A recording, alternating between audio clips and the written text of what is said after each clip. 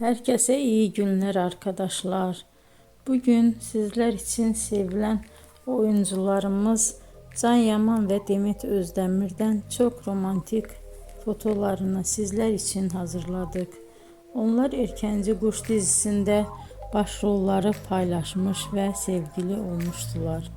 Ve dizi bittikte yollarını ayırdılar. Can Yaman İtalya'ya gitmiş.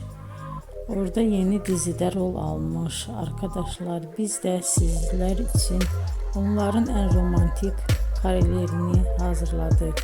Arkadaşlar kanala abone olup yorum yazsanız, videoları sona kadar izleseniz çok sevinirim.